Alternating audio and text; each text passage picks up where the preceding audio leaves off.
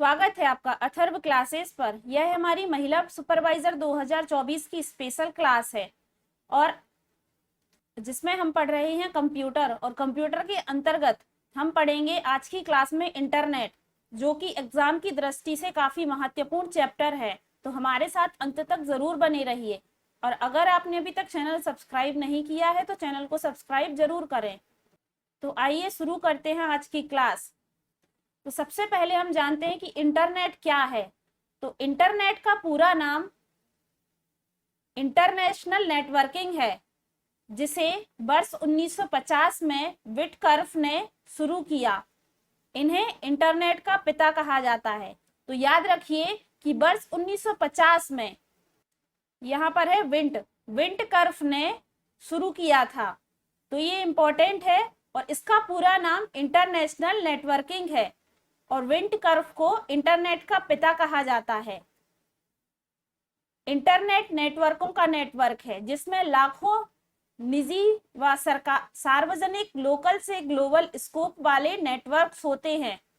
Internet क्या है? संसार का सबसे बड़ा नेटवर्क है जो दुनिया भर में फैला है और इसमें व्यक्तिगत, सार्वजनिक, शैक्षिक, व्यापारिक और सभी सरकारी नेटवर्कों के आपस में जुड़े होने से बनता है ये इंटरनेट।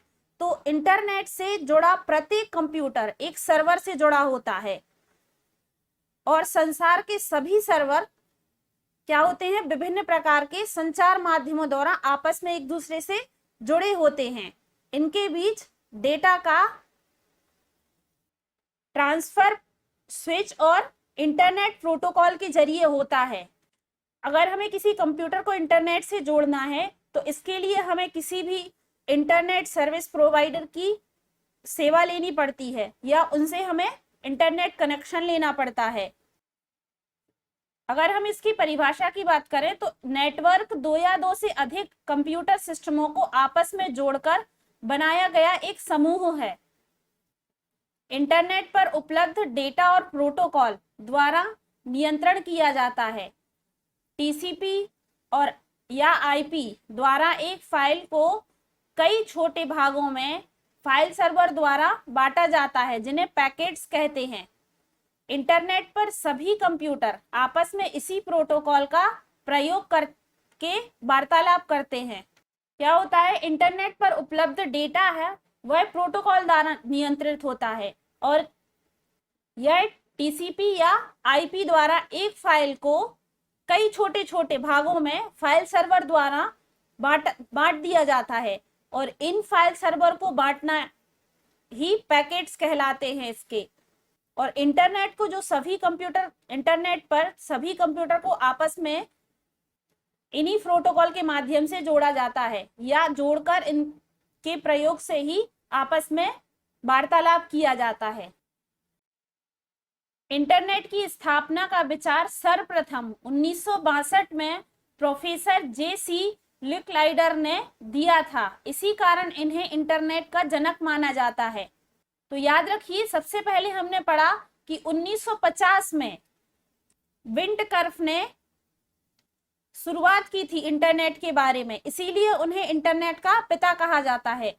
और जो इंटरनेट के बारे में विचार दिया वह 1962 में प्रोफेसर जे.सी. लिकलाइडर ने दिया, इसीलिए इन्हें इंटरनेट का जनक माना जाता है।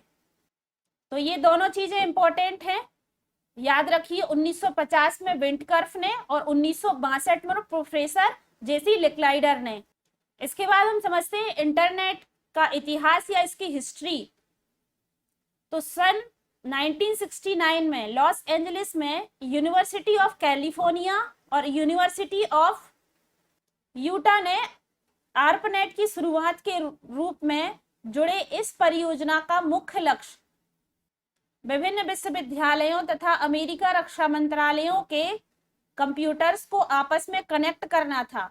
यह दुनिया का पहला पैकेट स्विचिंग नेटवर्क था। तो याद रखिए कि सन 1969 में लॉस एंजलिस में university of California and university of Utah में अगर हम बात करें ARPANET की फुल फॉर्म की, तो इसका फुल फॉर्म होता है advance research projects agency network. तो याद रखिए कि इसका full form advance research projects agency networks होता है। इसी की शुरुआत के रूप में जुड़े इस परियोजना के जो लक्ष्य थे वह विश्वविद्यालय और अमेरिका रक्षा मंत्रालय के कंप्यूटर्स को आपस में कनेक्ट करना था। और सबसे इंपॉर्टेंट याद रखिए कि यह पहला पैकेट स्विचिंग नेटवर्क था जिसकी शुरुआत लॉस एंजलिस में हुई थी। साथ ही याद रखिए कि ARPANET को दुनिया का पहला नेटवर्क कहा जाता है जिसमें 4 अलग अलग दूरी पर स्थित कंप्यूटर को आपस में जोड़े गए थे। तो इसके बाद देखेंगे हम इंटरनेट के एडवांटेज और डिसएडवांटेज। तो सबसे पहले हम उसके एडवांटेज देखते हैं। तो दूसरे व्यक्तियों से आसानी से संपर्क बनाने की अनुमति देता है। इसके माध्यम से दुनिया में कहीं भी किसी से भी संपर्क बनाया जा सकता है। इंटरनेट पर डॉक्यूमेंट को प्रकाशित करने पर पेपर आदि की बचत होती है। यह कंपनी के लिए कीमती संसाधन है जिस पर वे व्यापार का विज्ञापन तथा लेन देन भी कर सकते हैं। एक ही जानकारी को कई बार एक्सेस करने के बाद उसे पुनः सर्च करने में कम समय लगता है। तो ये इंटरनेट के एडवांटेज हैं। तो इसमें एडवांटेज के साथ इंटरनेट में कुछ उसके डिसएडवांटेज भी हैं। तो जिसमें कंप्यूटर में वायरस के लिए यह सर्वाधिक उत्तरदायी है। इंटरनेट पर भेजे गए संदेशों को आसानी से चुराया जा सकता है। बहुत सी जानकारी जांची नहीं जाती, वह गलत या असंगत भी हो सकती है। अनैच्छिक तथा अनुचित डॉक्यूमेंट कभी कभी गलत लोगों द्वारा इस्तेमाल कर लिए जाते हैं। साइबर धोखेबाज क्रेडिट व डेबिट कार्ड की समस्त जानकारी को चुराकर उसे गलत तरीके से इस्तेमाल कर सकते हैं। तो ये सभी इंटरनेट के डिसएडवांटेज हैं। तो इसके बाद हम देखते हैं भारत में इंटरनेट। तो अगर हम भारत में नेटवर्क की बात करें तो इसका आरंभ 80 के दशक में हुआ था, जब अर्नेट के माध्यम से भारत के 5 प्रमुख संस्थाओं को जोड़ा गया था।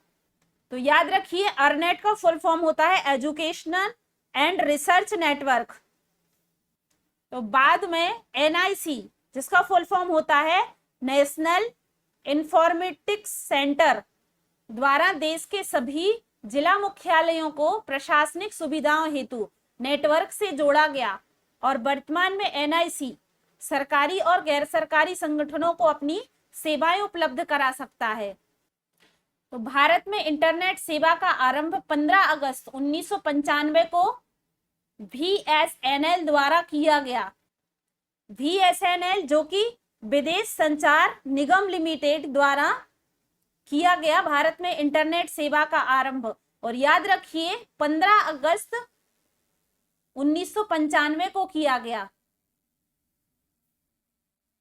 इसके बाद है भारत में इंटरनेट सेवा प्रदान करने वाली कुछ कंपनियां, जिसमें है सबसे पहले विदेश संचार लिमिटेड निगम लिमिटेड, VSNL, महानगर टेलीफोन निगम लिमिटेड MTNL।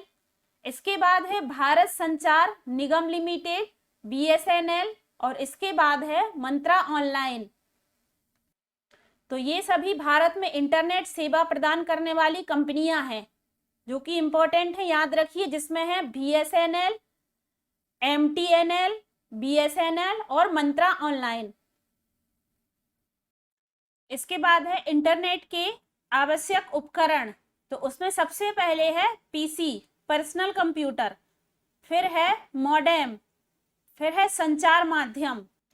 तो संचार माध्यम में जैसे कि टेलीफोन लाइंस, विशेषीकृत लाइन या वायरलेस तकनीकी। इसके बाद इंटरनेट सॉफ्टवेयर। तो इंटरनेट सॉफ्टवेयर में जैसे कि वेब ब्राउजर। इसके बाद है ISP, तो इंटरनेट सर्विस प्रोवाइडर। ISP का फुल फॉर्म है इंटरनेट सर्विस प्रोवाइडर। तो ये सभी उसके आवश्यक उपकरण हैं इंटरनेट के। तो इन सभी के माध्यम से इंटरनेट कनेक्शन लिया जा सकता है।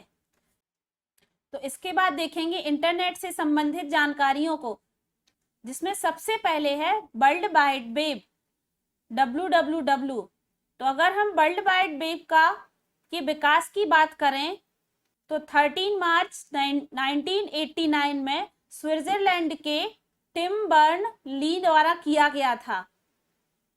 तो याद रखिए कि WWW का विकास 13 मार्च 1989 में स्विट्जरलैंड के टिम बर्न ली द्वारा किया गया था।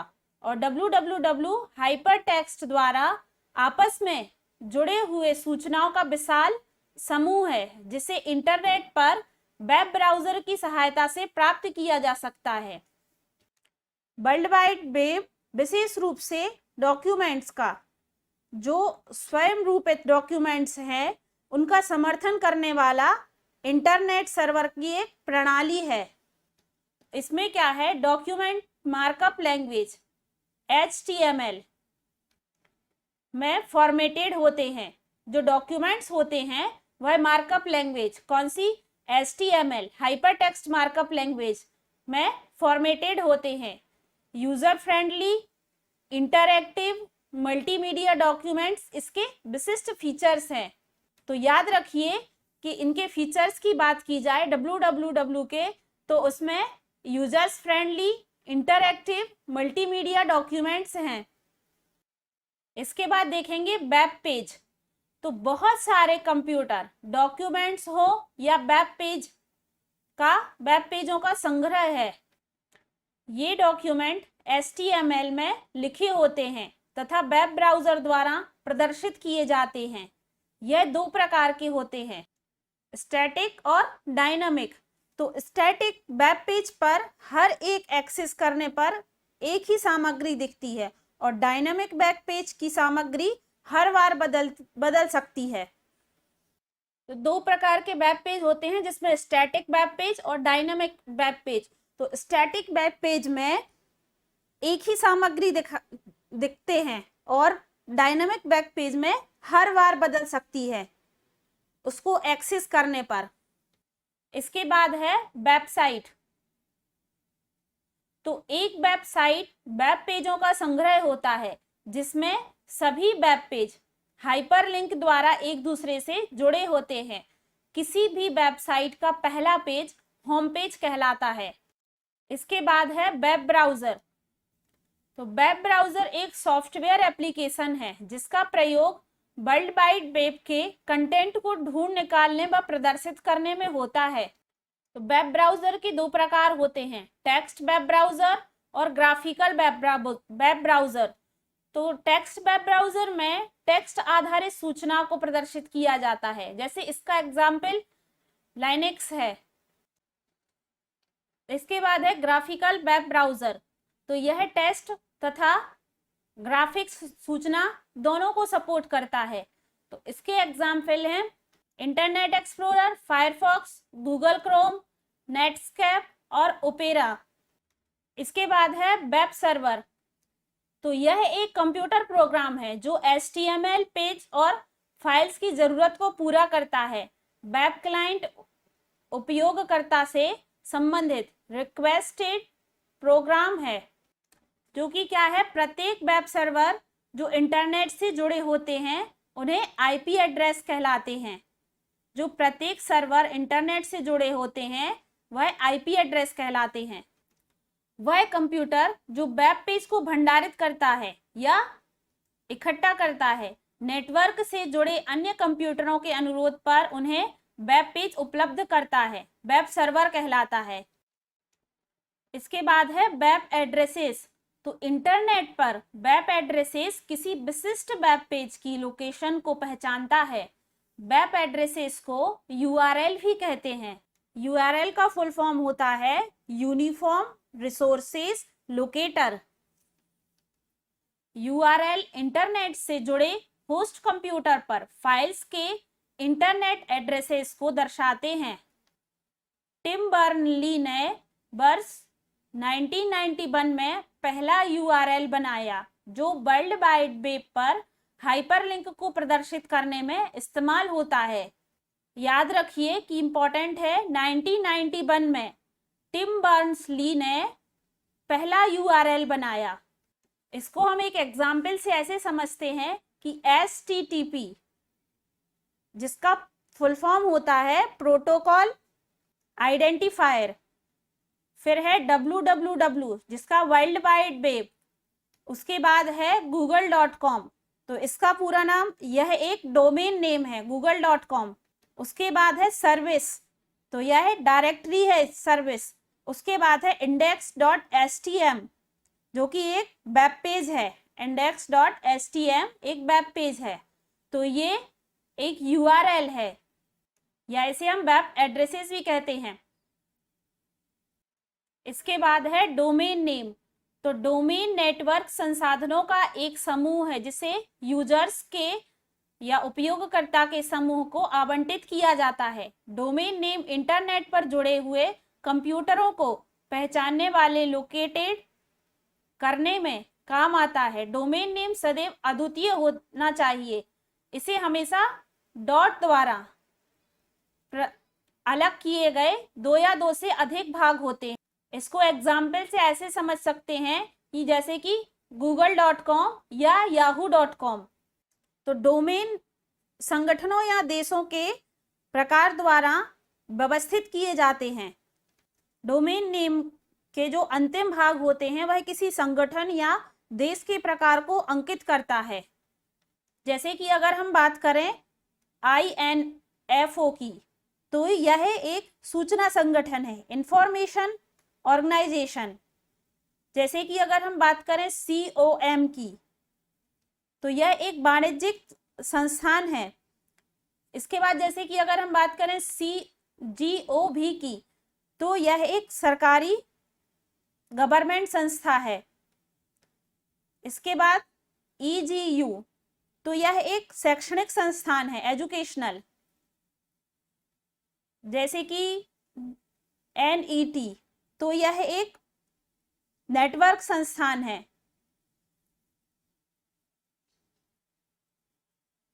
तो ऐसे और भी कई संगठन या देश तो जिनको अंकित करता है डोमेन नेम।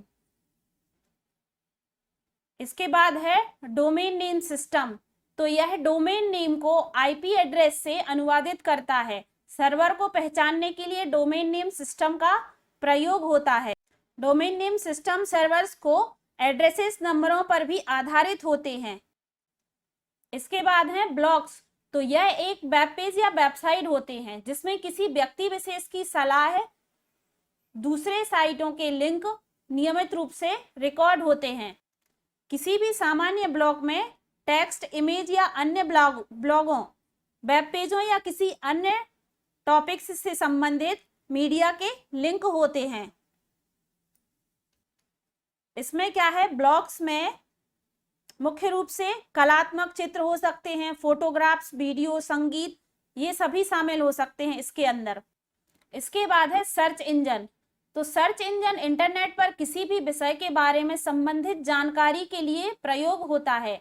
यह एक प्रकार की ऐसी वेबसाइट होती है जिसके सर्च बार में किसी भी टॉपिक को लिखते हैं, इसके बाद उससे संबंधित सभी जानकारियां प्रदर्शित हो जाती हैं। सर्च इंजन में इंटरनेट पर किसी भी विषय के बारे में संबंधित जानकारी के लिए प्रयोग किया जाता है। जैसे कि किसी भी टॉपिक्स के बारे में जानकारी हासिल करना है तो सर्च इंजन के माध्यम से की जा सकती है। तो यह हमारी इंटरनेट से संबंधित कुछ जानकारियां थी। तो आज की क्लास यहीं पर समाप्त करते हैं। आशा करते हैं आज की क्लास आपको पसंद आई होगी। अगली क्लास में हम इंटरनेट के सर्विसेज के बारे में पढ़ेंगे, तो हमारे साथ जरूर जुड़े रहिए। अगर आपने चैनल सब्सक्राइब नहीं किया तो चैनल को सब्सक्राइब जरूर करें और ज़्यादा से ज़्यादा लोगों तक शेयर करें। चैनल पर सभी सब्जेक्ट की टॉपिक वाइज क्लासेस अपलोड कर दी गई हैं। अगर आपने वही नहीं देखी है तो चैनल पर जाकर विजिट जरूर करें। धन्यवाद।